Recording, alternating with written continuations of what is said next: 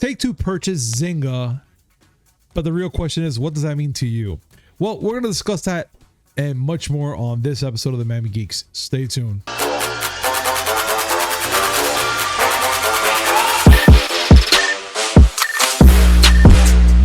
Yo, what's up, everybody? Welcome to a brand new episode of the Miami Geeks Weekly Updates, brought to you by DigitalCrackNetwork.com. I'm your host, Punisher305. With me, as always, old school gaming specialist, Uncle Willie. Look, it's Monday, and this has been a very pissy day. I feel like I need to get into some people's asses today. With consent form, right? At least. I think in one case there ain't gonna be no consent, but I don't care. All right. Well, like Willie said, let's get started. But wait a minute, before we do get started, if you're new to this channel, make sure to hit like, comment, subscribe, hit that notification button just so you know we come with amazing news, which is 3 times a week. Mondays, Wednesday, and Friday, and a little something in between. And now, let's get started. So, Willie, right now from what I'm reading here, Xbox, the boss, Phil Spencer, calls out for a cross-platform ban program, which I thought that was something huge because that was like something first they wanted to do, the whole cross-platform, all games united, yada, yada, yada, kumbaya, right? So now with this going on, that's it. It's going to go back to consoles, computers to computers. Is that correct? Nope, you're misreading. Am I? Okay. What he's talking about is, okay, let's get the details out of the way first. All right. Phil Spencer, Xbox boss, as you said, was talking to the New York Times, and he was talking about things that he wanted to achieve. And one of the things that he talked about was an ability to ban cheaters across networks. And I'm going to quote him on this one. Something I would love us to be able to do, this is a hard one as an industry, is when somebody gets banned in one of our networks, is there a way for us to ban them across other networks? Oh. So say someone gets caught cheating in Apex Legends. Yes. Okay.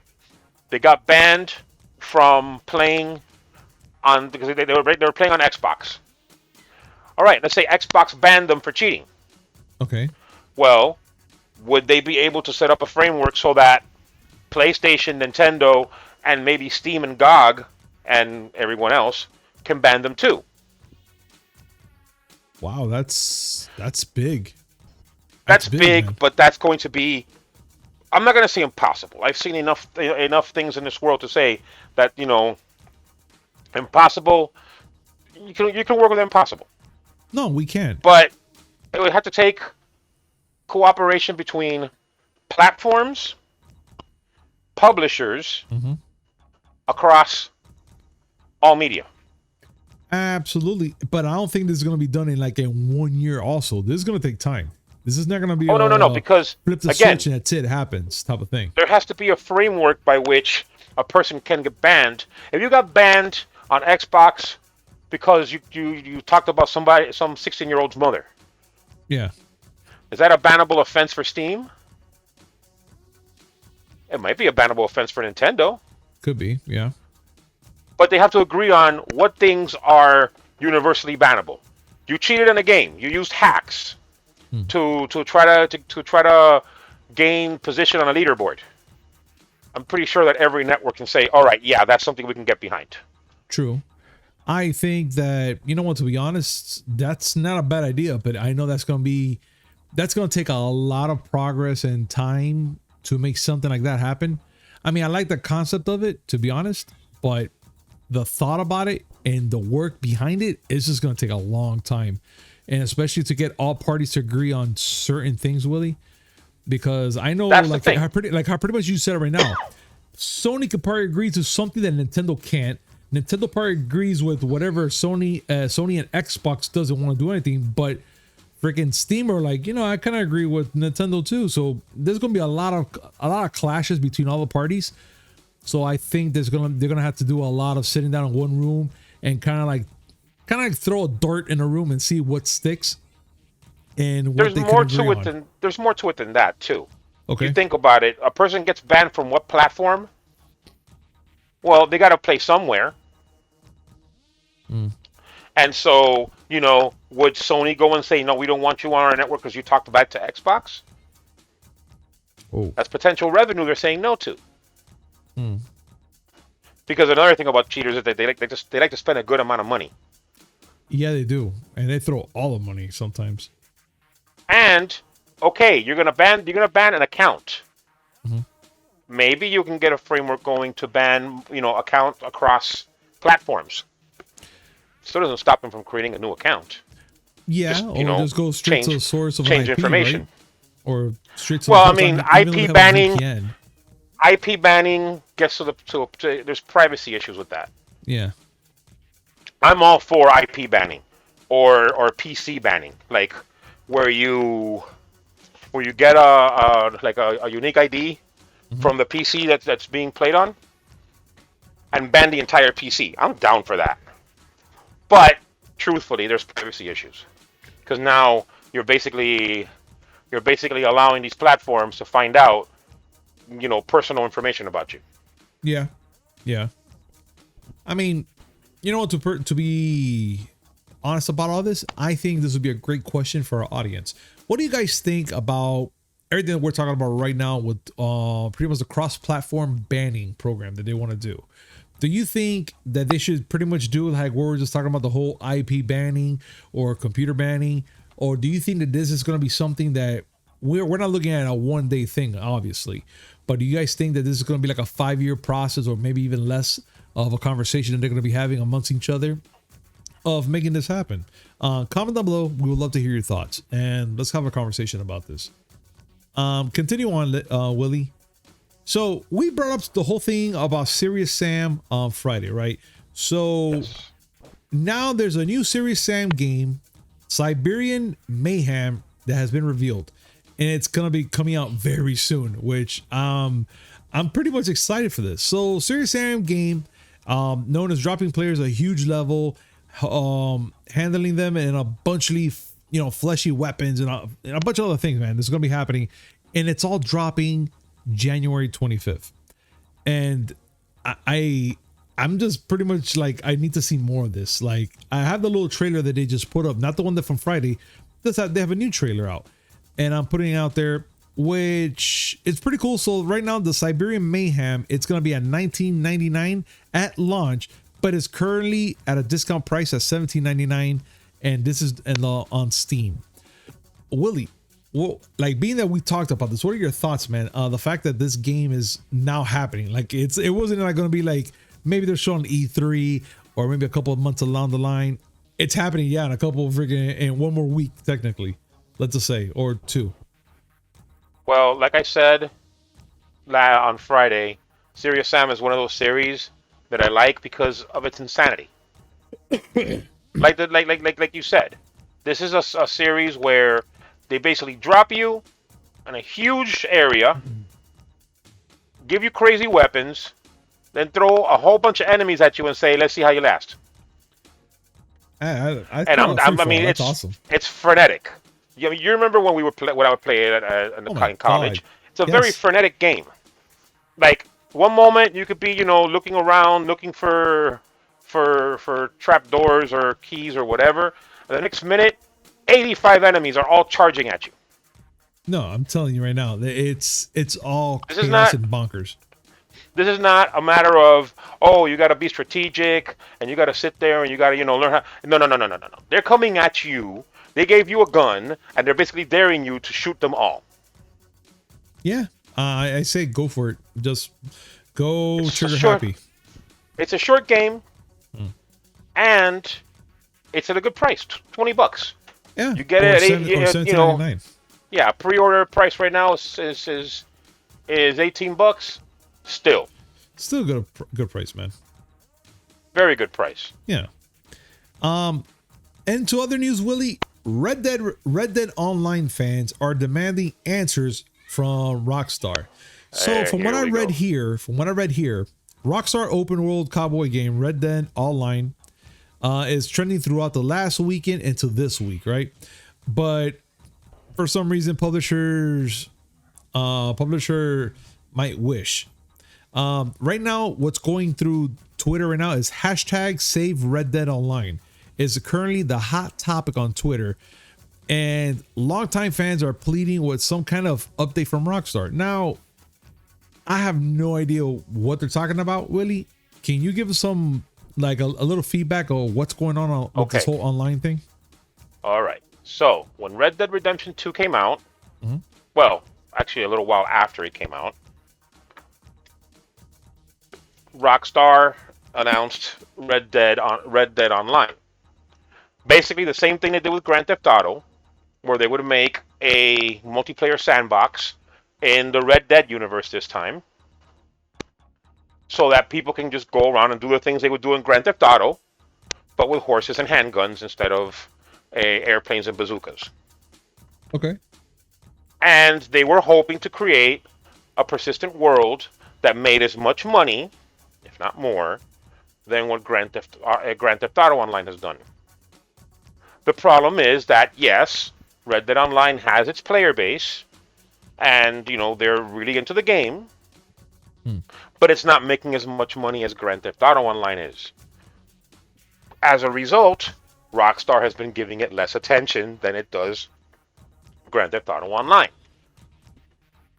The last content, what was it? Yeah. Let me see. Yeah, the last content came out July 13th, 2020. It was called Blood Money. Okay. So, what's happening? People that are actually into this game are demanding more content. This is the problem with persistent worlds and quote-unquote live services. If you only have some people that are interested in it, and not all of the people on the planet, then the publisher doesn't really give a shit about it. And they don't put effort into it. And they don't put resources into it. Grand Theft Auto Online is making them all of the money. Red Dead Online is only making them some money. Where do you think they're going to put their resources? Oh, I have no idea. I mean, you will think that they're going to put it on the source itself and fix it, right? No. What they're doing is, oh, well, Grand Theft Auto's making all the money. We're going to put our stuff there. We're going to put all our resources there. Red Dead Online, fuck it. We're not making money from it. That's what's happening. All right. So I guess this whole hashtag Save Red Dead Online, it's going to be happening until they get something solved. And I don't blame them, dude. I don't blame them. I don't see it getting solved. This hashtag was created specifically because it's not getting solved. Well, then you best believe that we're going to have it on our page, you know, to make sure that we can get this going as well for them. So, ladies and gentlemen, if you see this, you know, make sure Save Red Dead Online. Hash it out there for everybody. So, Fan made an adapter that lets you play the PlayStation 5 controller with one hand. If that's not awesome, I don't want to be your friend. Because look, Xbox made a whole unit for people with certain disabilities where they can play video games, which I always love things like that. That's amazing. But this right here, because I haven't heard too much things from PlayStation, and a fan made an adapter that's mainly pretty much to play the PlayStation with one hand. I would say that's a kickstart for, you know, possible things in the future. And Willie, we talked about this earlier, that this made us think of a good friend of ours, Aaron, the One Arm Gamer. Yes. And I think this will be a cool thing to show off, man. Like, I have a video playing about it right now, but this is just amazing. Yeah, I think this is great, and you are correct in that you don't see too much. Like, yeah, Xbox has gone real hard into the accessibility of its console and its devices. Yes. And I have not seen the same from Sony, but a YouTuber by the name of Akaki Kumeri decided that he was going to make something to take care of that. Now, the one that you're showing the video now, he's showing how he's playing up with a PS5 controller with a 3D printed device that he created so that he could play right-handed. I emphasize on right-handed because you and I did think about Aaron the One-Handed Gamer. Yeah. Shout out to Aaron the One-Handed Gamer. Hope you're doing well. And he does play with one hand. Yeah. Now he has really gotten good at playing with only one hand, not using any other, just using a standard controller. Yeah. I would be interested in seeing if he would be interested in something like this. The only problem is he only has his left arm, so he's left-handed. The one question I would have is, could this device be adapted for left-handed gamers? That's a good question. Now, mind you, it's not that Akaki was doing this, specifically to address accessibility for everyone. Mm-hmm. He did this as part of a project called the Controller Project. But I wonder if it could be adapted. I'm kind of curious on that as well, Willie, and especially, I'm just wondering out there, like a bunch of, I'm pretty sure there's a bunch of one-handed gamers. I got my answer. What, you did? I got my answer. Oh, okay. Yes. Go. I'm looking at the Kotaku article that features this, and it says in parentheses, a reverse version allows it to be used on the other side of the controller. Well, there you go. So there you go. That's pretty awesome. Well, then I go back to, like I said, Aaron, the one-handed gamer, has, made an identity for himself among gamers, and rightfully so, because he takes a standard PlayStation or Xbox controller and plays with it one-handed, no accommodations whatsoever, and he's good. Very good. Better than I would say he can kick my ass, but then again, anyone can kick my ass. I was gonna say better than you and I combined, because he goes toe to toe with people, with actual two-handed people. I'm guessing. And he goes out and whoops them. I'd love to see an event where Aaron goes up against King Lou. Because Lou is always bringing up his high KD ratios and shit. I would love to see that fight. That'd be great. And can you imagine? And I'm just saying this because I would love to see it happen. That Aaron takes him on head to head and destroys him.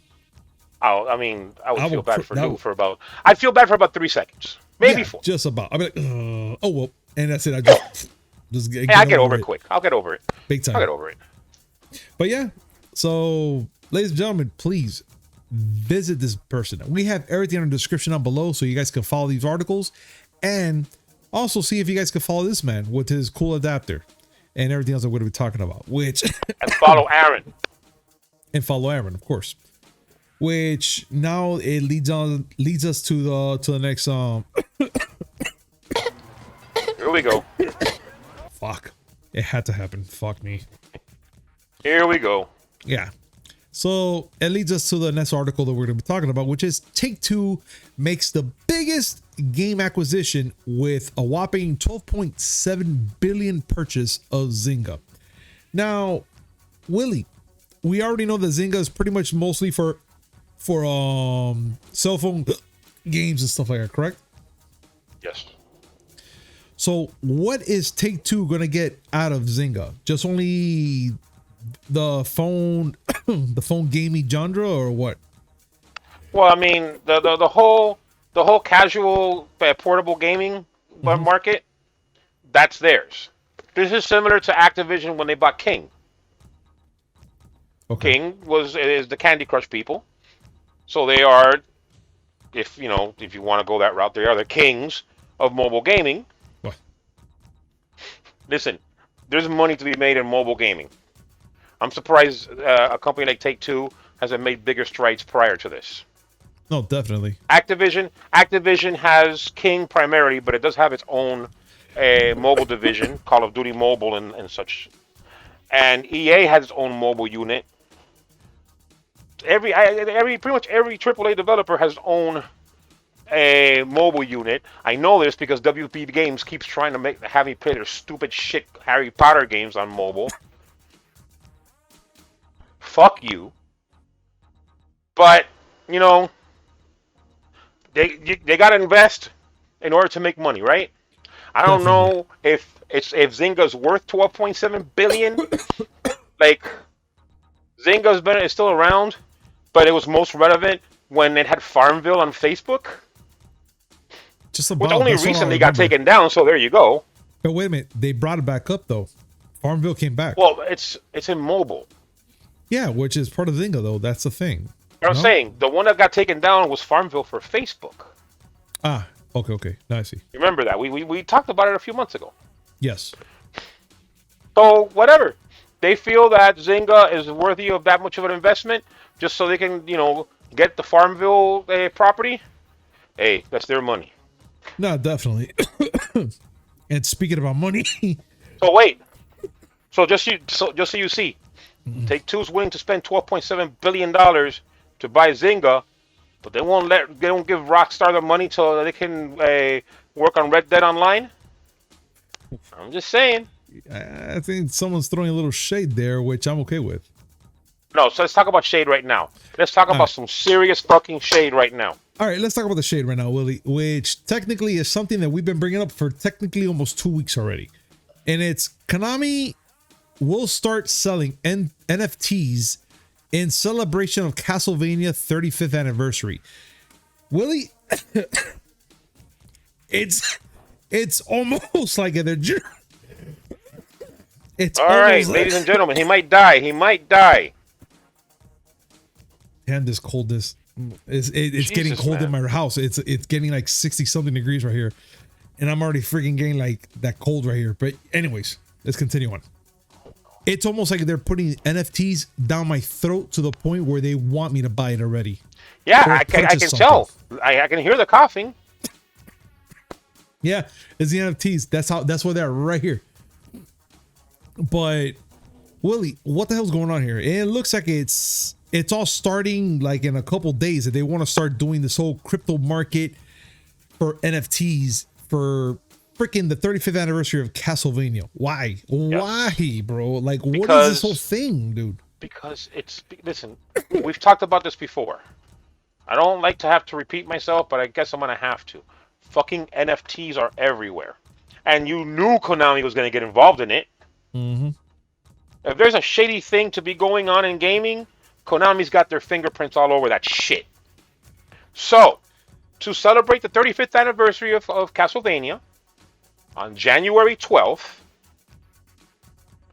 Konami's going to hold a special auction where people can bid on Castlevania-themed NFTs. I'm talking about little clips of games like Simon's Quest, specifically. Yeah. Music. Some of the music they have. Mm-hmm. Or just pictures. JPEGs. I think most of it is gonna be the whole freaking picture part, because that's what I always associate NFTs with. Well, pictures. Because NFTs, see, all NFT is a token. Mm-hmm.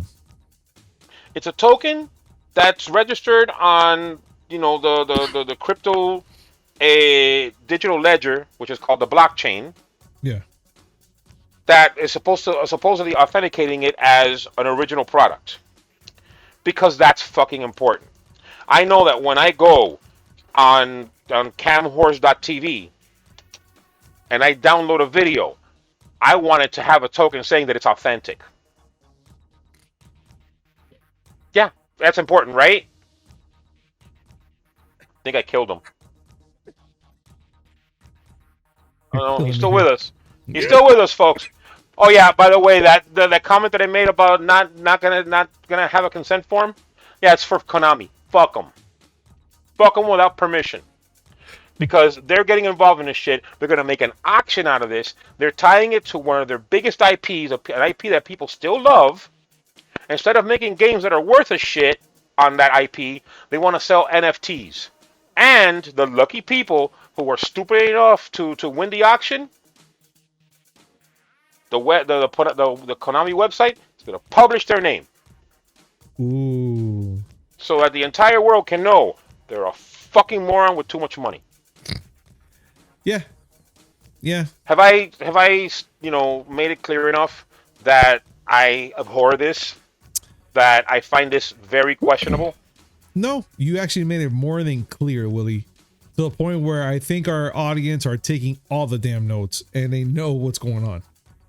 Like, look, folks, you want to make your own NFT? Here's a good idea. All right? and I don't give a fuck if they get mad when I say this, pirate their games. Pirate their games and make a little video of you playing the game, and there you go. You have an NFT. Yeah. Horrible, dude. Horrible. But you know what, man? I'm just gonna get past this horror to get to the next one, which it's more hurting than this whole NFT bullshit. And yesterday we lost what I like to say my TV dad, because in the 90s, if you're not watching Full House and you have not seen Bob Saget on Full House or America's Funniest Videos and not consider him as your TV dad, then I don't know what to tell you. But sadly enough, in my defense, yes, I wasn't watching Full House in the 90s. And America's Funniest Home Videos, yeah. But I remember him being a stand-up comedian. And if that's America's dad is a pervert. He was awesome. Well, then again, in his comedy. Then again, Bill Cosby was America's dad at one point. And speaking of perverts. Anyways, but we lost the latest and greatest, Bob Saget, yesterday. And to be honest, I took it upon myself to even keep looking to make sure that it was all bullshit. Because I was like, besides the fact that Bob Saget was fighting drugs at one time to a point where he's clean. He's actually clean. And I was like, man, this can't be true and whatnot, and kept looking. And then, of course, if you look at TMZ, which TMZ is on anything, on any celebrity death, they'll make sure of it. And I saw it there, and I was just kind of hurt at the fact that happened. I hate to say that ever since Michael Jackson's death, if there's a rumor about someone passing away, the first thing I do is go to TMZ's website. Yeah. Because as much as I despise the fact that they exist in this world, personal opinion, folks, if you want to know about the goings-on of celebrities and whether or not they have in fact, left this mortal coil, yeah, you have to go on their website. Big time. They have not failed. I'll tell you. Like when it comes to cheat day and stuff like that, I take that with a grain of salt. But when it comes to celebrities, the reason why I say it, it's like an obituary right there. The reason why I say it is because, according to the internet, Bob Saget has died twice before. Oh my God. You know that thing where you hear a celebrity say, "Oh, I woke up this morning and found out I was dead"? Yeah, I've heard of that. Yeah, for a long time. I mean, it still happens, but it's gotten to the point where, yeah, you need a reliable source for when someone says, "Oh, so and so died." Yeah. And unfortunately, that source for me has become TMZ. Same here. And for those who loved him, I know you'll miss him. The people that were in Full House, they've come out to talk about it. John Stamos released a statement, and Dave Coulier did so on Instagram. Even the Olsen twins. Yeah. They all came out and lately, but they came out to talk about this. They have been quiet, but even other celebrities, Jim Carrey. Oh my God, yeah. Jim Carrey came out and talked about it. So yes, he's going to be missed by many. Mm-hmm. Yeah. So yeah. Just in case if nobody knew about this news, and he passed away. And rest in peace, dear sir. Yeah. I feel like playing the Full House theme song, but copyright issues and I don't want to go through that. But you can hum it. Mm-hmm. Yeah, okay, that'll work. Yeah. Let's not dwell. Let's continue on, man. And one thing I'm gonna have to ask you, Willie, to help me out in this part is on our next subject, which is the weekend box office results. Spider-Man No Way Home sets its sights on Infinity War to enter an all-time top 5. Is it saying that No Way Home is pretty much gonna gun to get up there with Infinity War, like the highest? Or the top 5? In context, it's gunning to be top 5 in domestic gross. Oh. It still has another 500 million before it vaults Infinity War into the top 5 worldwide. But Spider-Man No Way Home is pretty close to knocking Infinity War out of the top 5 domestically. Now, just so that we get some numbers in. Mm-hmm. They, excuse me, the third week's numbers for Spider-Man No Way Home isn't that great. It only made $33 million. Yeah. Okay. Only 33 million in its third week. Only just 33. Which, according to a RottenTomatoes.com, makes it the 37th best third weekend of all time. Yeah. But it is currently the 6th highest grossing domestic film of all time. So it's close, pretty much. It's at how much right now? $635 million. That's a good amount of money. That's a good amount of money. Right. Right now, it's 6th all time. I would say they made the money's worth, and this whole thing about where it stands, it's not even relevant to me anymore. It's just for bragging rights, and Yeah. it matters to the people who worked on the movie and, of course, the studios. Absolutely. But I'm going to tell you right now, if someone looks at Spider-Man No Way Home making $1.53 billion worldwide, making it the 8th highest grossing movie of all time, and by far the hit of 2021, Yeah. and they look at that and they say, I didn't do that good. Oh yeah, they're full of Slap shit. them. Slap them hard. Slap them Oh, till yeah. they lose teeth. Oh yeah, definitely. Like, you know what? Like, being that the fact that we're talking about that, it's the same way. Like, they're talking about that Spider-Man No Way Home is not eligible for the BAFTA's award after Sony missed streaming portal deadline. The fuck? Yes. Why? Like, what's okay. the whole big deal about that, dude? BAFTA is I forgot what it is, British Academy Film and TV New Awards. Online. Yeah. Yeah. Well, they have their criteria for being in consideration for a BAFTA is that they have to be a streaming before January 10th, which is today. Because of that, Spider-Man No Way Home won't be in the running, but so what? Yeah. Again, what they needed to do was make money, and they made quite a bit of it. As a matter of fact, I went this weekend because I had another friend that hadn't seen it yet, and I wanted to go with her because I wanted her to see it, and I wanted to be there to get her reaction. Good. Spider-Man No Way Home has dominated the conversation about movies so much that I went there and saw a movie, a poster for a movie I had never heard before. Oh? Called The 355. The 355. All right. A movie that, oh yeah, by the way, debuted on Friday. I've never heard about this. I didn't hear anything about it. I had not heard thing one. And it looks like an interesting premise. The 355 is the code number for a woman who helped the Americans during the Revolutionary War. Okay. And this is trying to do a female version of Kingsman. Oh, okay. All right. That sounds where they pretty cool. carry on the whole premise of the 355. And it stars Jessica Chastain, Penelope Cruz, Lupita Nyong'o. This is not, a nobody cast. Yeah. And Sebastian Stan is in it as well. And yet had not heard thing one about it. And I'm pretty sure no one did because it only made $4.8 million this weekend.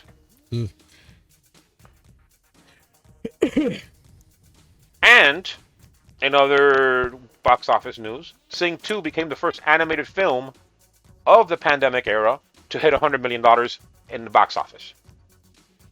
Which is fine with me. That movie to me was pretty good. I enjoyed it. Listen, my daughter did. Sing was a very popular movie. Good movie. Mm-hmm. Sing 2 was highly anticipated. It's made good business. It did. Now, Willie, being the fact that you bring up highly anticipated movies and showing online and stuff, let's talk about Wonder Woman 1984, which in this article here that I'm pretty much reading, Wonder Woman 1984 was 2021's best-selling home media movie.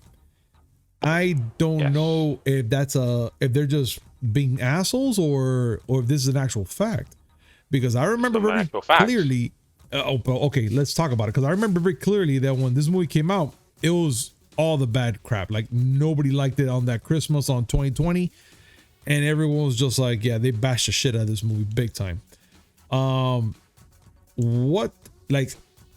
is it possible that this movie became the best-selling home media movie with all the bad reviews it got? Because a lot of people don't give a shit about what critics think about a movie. True. The Wonder Woman still made its money. Wonder Woman 1984 still made its money. Mm-hmm. Something that some people may not realize about movies. Remember that they don't just make their money in theaters. Movies have a very long tail when it comes to money. They come out in theaters. Mm-hmm. Then they'll come out on VOD, where you have to pay to see it online. Video on demand, yes. Then some places may have it for streaming for free. In this case, HBO Max. But it still has DVD and Blu-ray sales.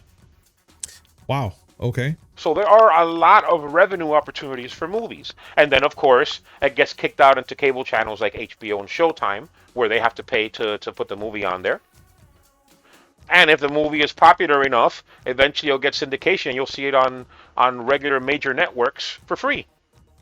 Interesting. All right. That's all. I mean, movies and TV shows have a long revenue tail.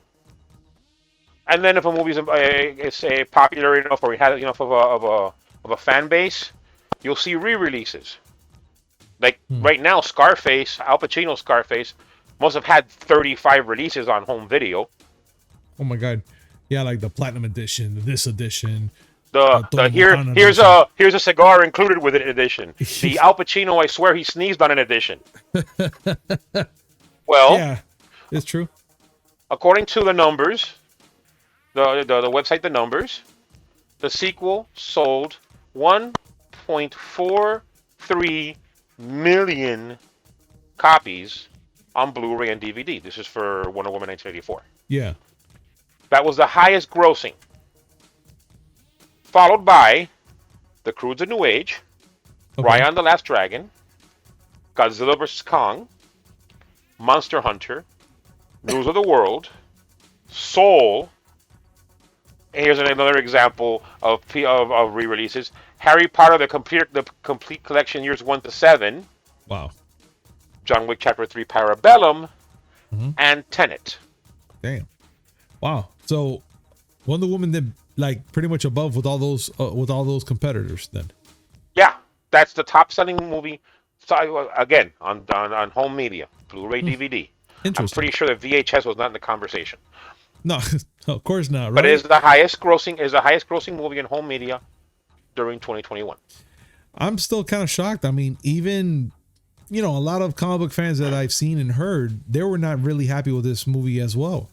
So this selling that well on DVD, Blu-ray, and video on demand and stuff like that, says a lot. This is home media, meaning DVD and Blu-ray.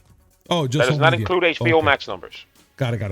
Okay, well, and no VOD. That's not bad still. That's actually pretty impressive impressive still. And that also tells you that there's a healthy number of people that still buy DVDs and Blu-rays. I thought that died, man. I'm going to say more DVDs and Blu-rays because Blu-ray is sort of kind of not so much of a secret as to how much of a failure it is as far as replacing DVD. Yeah. Can you imagine if we were going up going backwards? If we went from Blu-ray back to DVD, then to Laserdisc, then VHS, Betamax, and all that stuff? Okay, as you ask that question, remember that people are actually going to stores to buy vinyl records. You're right. Fuck. All right, so get ready to get your cassette players back in your cars, kids. Hey, going down. 8-track and VHS, baby. Not even Betamax. Better video quality. Let's do it. Shoot, I'll do it. I'm down with that. That's I'm down not. with the classics. I have my Plex server. I'm not going anywhere. Well, Willie, let's end today's podcast on a high note. Let's talk about the greatest man that lives amongst us right now, and it's Keanu Reeves. Oh yes, the man among children. Yes. Yes, bro. This guy is by far the coolest, and beyond that, if I've ever read in my life. This guy, being 57 years old, you know, with everything he's done, he's bought Harley Davidson motorcycles for the Matrix Reloaded stunt team. He also bought Rolex's submarine watches for the crew for the upcoming John Wick 4 movie, which we talked about it. But now for the Matrix Resurrection, not only this man bought, you know, tickets for his, you know, agents, managers, publicists, etc., family member, second cousins, whatever. I don't care. He got them all private jets, accommodated hotel, and premiere tickets for this event, the worldwide event, which happened in December 18th. And he paid it out of pocket by himself. Like, this is all me for you. Willie, I just don't know what to tell you, bro. Like, I'm dying to be his friend, not for the fact that he gives things away, but just to shake his hand and just feel less than shit than I am, and be like, bro, Because I'm he's actually a good goddamn person. He is, and that's the part that I'm like, you know, when there's that saying, oh, I bet there's no good person in this world, or like or you know, something like that. And that saying, why go so far? Look at Keanu Reeves. This guy is a walking politeness, bro. It's like, I'm pretty sure you sneeze near him, he's not gonna shun you away and be like, oh, you know, human malware or whatever. He's gonna probably look at you, put your hand on your shoulder, and be like, bless you, and like hug you or something. I don't know. I don't know. If Keanu Reeves puts his hand on me, I will be cured of my baldness and my handicap.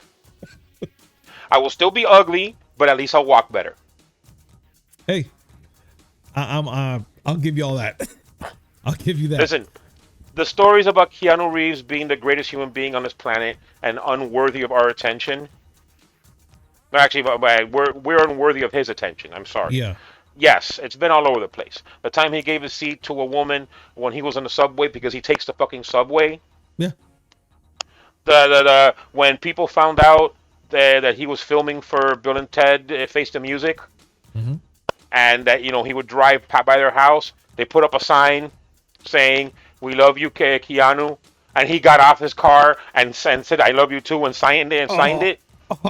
Bro, he is more than we mortal plebes can ever hope to become. Can I tell you another kicker that I read a couple times, this week in the movie The Matrix, not Resurrected, Revolution, I think it was, right? The third one? The third one.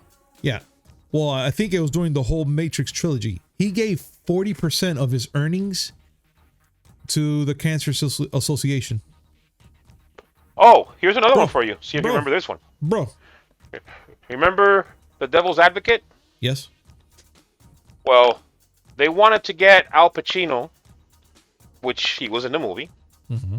When they were negotiating with him, they saw that his asking price was too high. Mm-hmm. So Keanu said, all right, take his salary out of mine. Yeah. Ladies and gentlemen, he is more than we can ever hope to aspire to be. Big time. And I'm telling you this right now, if God willing, if I put Keanu Reeves in anywhere in this podcast and he watches us and he just talks to us, at least one brief thing, just like, hey guys, you guys rock. Thank you so much. We love you. I'll just like, all right, guys, in the podcast. I would love, you tell me, I hear that, and I'll look up and I'll be like, okay, God, I'm done. Yeah, same. So what if Halle Berry didn't call me? I'm good. It's okay. Keanu bless us. Take me. We're right. Yes. You hear about, wonderful people throughout the course of life. Mother Teresa, the Dalai Lama, the late Desmond Tutu, all of them under Keanu. Big time. Oh my God. So we ended this podcast in a tremendo high note. Oh, we're not done. What do you mean? We're not done. I haven't done this to you in a long time, but I have to do this to you now.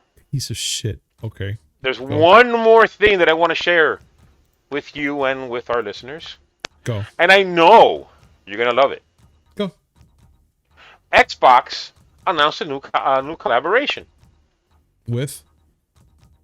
Well, they're going to be collaborating and offering a Halo Infinite and Forza Horizon 5 colors to Opie. What? Opie. Opie. OPI. Opie. Isn't it the contact lens? No. They Okay. make makeup. Opie? Specifically, Opie and Xbox are working on a nail polish collaboration. Opie. Makeup. Women makeup. I mean, if you put on makeup, that's your problem. No. I'm just repeating it again because I'm trying to get through my thick freaking skull. Opie Yes. is collaborating with Xbox to make On colors and all 12 that stuff, palettes and stuff 12 Xbox-themed nail polish colors. like that. Nail polish colors. Ulta Beauty is going to my have exclusive rights to it until February 1st. So February 1st. And the nail polish bottles have codes that are redeemable for content in Forza Horizon 5 and Halo Infinite. Oh, well, I guess I know I'm getting from my wife for Valentine's Day then. So, oh yeah, because she's really gonna want that skin that she gets on Forza Horizon 5. Oh, I didn't say nothing about the skin. She get the nail polish. I'll take the skin. I'll tell you what. Yeah. All of a sudden, Doritos and Mountain Dew don't look so funny, do they? No, it doesn't. As a matter of fact, now I'm imagining Jeff Keighley sitting there with a dead-eye look with Doritos on one side, Mountain Dew on the other side, and the prettiest nails you've ever seen. Oh, yeah, all glassed up. He's just there going, what you guys are waiting for? Crunch, crunch, drinking Mountain Dew. And then he just kind of blows his fingers to show you. Yeah. Boy. And he's going to say, the exact words that are going to come out of his mouth are going to be nails on fleek. That's it. Nah, I say, you know what, Willie? He is going to say that, and you are going to stop playing video games immediately. Yeah, I'm just gonna be like, well, I guess I can continue my life by cutting wood and just build a car with my bare hands. Fuck it. I will say, I sent that message to a friend of mine, female. Her exact answer, oh my God, no way. She is in fact a gamer. Yeah. And therefore there's a market for this. So we need to shut the fuck up because Xbox is genius. Yeah. I am now waiting for Sony. Now I am now waiting for Sony to announce a collaboration with Manscaped. Oh my God. Where you're going to get God of War themed ball clippers. It's gonna be the Lithian axe, just a Every time you give like 5 passes, it says boy. Boy. I don't know about when you're fully when you're fully shaved. Boy. I don't know about how letting Kratos hold near my balls, but you know what? Fuck it. It works really good. I mean, yeah. Oh man, ladies and gentlemen, this is the end of our show. And I gotta say is thank you for sitting here with us for this long to listen to this. Maybe they're standing. You don't know that. Sitting, standing, laying down. Hell, you might be just like me, or like just one foot on a banana peel, one on the grave right now, because I'm about to die. And this is just too much. But I gotta say thank you so much for joining us. Why a banana peel? What else will make you slip? I mean, I'll have no oil here on the floor, so I can just. What makes me slip? Pretty women. They make me slip all the time. And we gotta say thank you very much for joining us. And like, comment, subscribe. Hit the little buttons on here. Yeah, those things. And remember, notification button. Just know we come up with amazing news, which is 3 times a week. And Willie did not say that. So yes, that does happen. And thank you very much for watching us. And we'll see you on Wednesday. Peace. Are you censoring me? Maybe.